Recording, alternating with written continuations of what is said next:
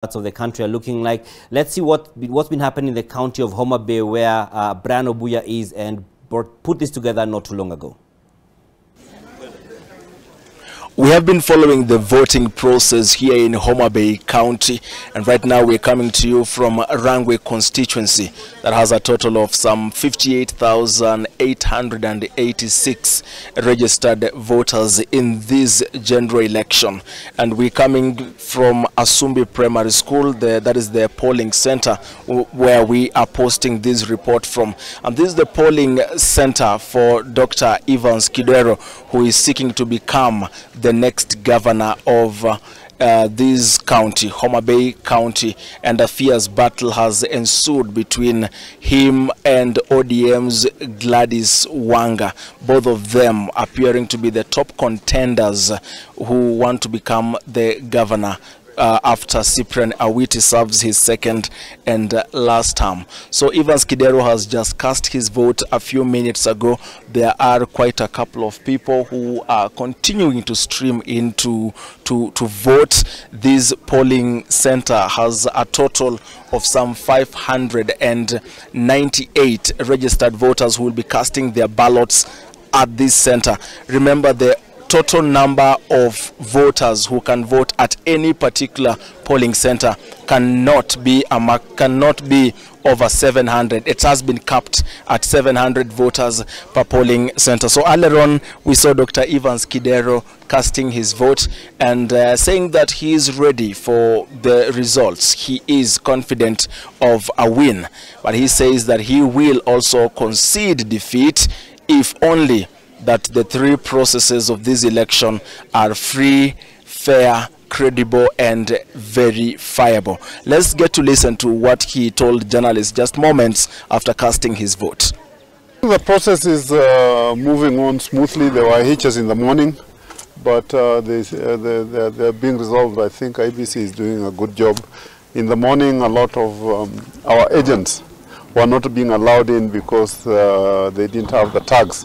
And IBC did not have enough tags, and they had assured us yesterday, the presiding officers had assured us yesterday that so long as they presented letters of appointment and oath of secrecy, they would be allowed in. But in the morning, there didn't seem to be a common understanding with the presiding officers. But I think that's now resolved. Things are moving smoothly. I can see that the kits are working in most of the cases, but I think every fifth to sixth person, there seems to be a problem, but they are able to resolve it fairly quickly. And I must say that from my experience over the years, this is probably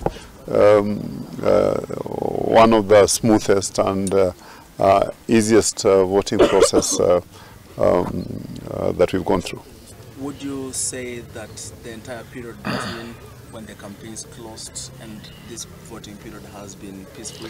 No, it hasn't been peaceful. We know very well what happened on the last day of the elections. That is on Saturday the 6th. Yeah, there was quite a lot of violence, and that continued on to Sunday. And we had to come out and assure our supporters and voters that to come out, enough security would be provided. Actually, the security is very, very scanty, but what I'm glad about here, I don't know elsewhere, and I'm calling everywhere, there seems to be, Wananchi seems to have defied those threats and have come out to vote. I'm confident that the will of the people will be expressed from what I've seen, but the voting process is several stages. One is the voting itself, two is the counting process, and three is the declaration of results. So let's take one stage at a time. The voting process so far, which is only 3 hours into election, is going on smoothly. At the end of the day, when the polling stations close, there'll be a counting process, and we want to wish and hope that that one will also go on as smoothly as this one. Then finally, the declaration of results, we hope that it is the people who win in terms of votes, counted votes, are the ones who will be declared as the winners. Will you accept those results? Absolutely, so long as the due process is followed. And if you don't, your supporters, what should they do? No, I mean, so far I don't want to preempt. I'm just saying the process is going on smoothly. The first stage, which is the voting process, the counting process, we hope will go on smoothly. And it is not just Dr. Evans Kidero who has expressly said that he will accept the results of this election if it remains credible. Earlier on, we have also seen Gladys Wanga, Dr. Evans Kidero's closest competitor, saying that she will also accept the results, but she's sure, she's confident of a win in this particular election that is ongoing. Wanga has cast her vote at Ilara Korayo Primary School that has some 461 voters. We saw them streaming in to vote in that particular polling center, and the entire exercise there has been going on smoothly and majorly in most parts of Homa Bay County, apart from a few places still in Rangwe where we understand there have been allegations, there have been incidents of pockets of violence here and there. And among the people who says that the agents had actually informed them about the same is Dr. Eric Komolo. Dr. Eric Komolo is vying to be the next Rangwe constituency member of parliament on an independent ticket. Maybe for context, Eric Komolo was among the victims of the consensus of the direct ticketing that was being done by the ODM party when he was first out in that exercise.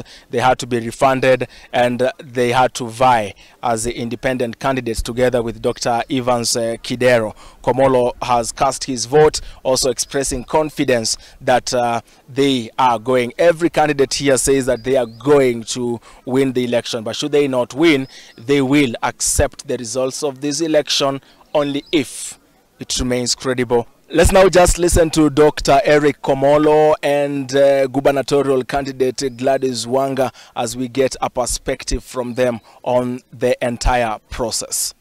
It took me about 2 minutes to go through the entire process. I got verified, I got my ballots, I marked them and cast them. But we've had reports from around the county that there are places where the KIMS is not working. There are places where the KIMS is slow. There are places where they can't identify, especially the elderly, using their biometrics. We had a few issues of, violence, insecurity here and there, but those I think the authorities have taken care of. So far, everyone is voting peacefully. It's credible. All our agents are inside. They're all observing what's happening, so there shouldn't be a problem. Unfortunately, there are about 2 incidents of violence that have been recorded. One at Tomoche polling station, and I'm headed there now, where a car has been vandalized, and it's obvious that agents of one of the aspirants have been chased away, and the same has happened at Nyando polling station in Kagan Ward. I urge the police to intervene because every candidate deserves the right to be represented in the polling stations. I've just received communication from my agents at a polling station called Nyangweso School for the Deaf in Kochia Ward that they apparently they have run out of ballot papers. That's very serious. I'm trying to liaise with the returning officer. But all said and done, I think as at midday, it seems like several other polling stations, I'll say about 95%, are incident-free. We will be giving you far much more details concerning that and any other incidents of this election and the decision of the people of Homa Bay County. But for this hour, on the camera, Geoffrey Nyongesa and myself, that is the much we can post at this particular moment for our continued coverage, Decision 2022. Very much, Brian Obuya, for that update. And we now have Kevin Mutai once again, who is joining us, like he said.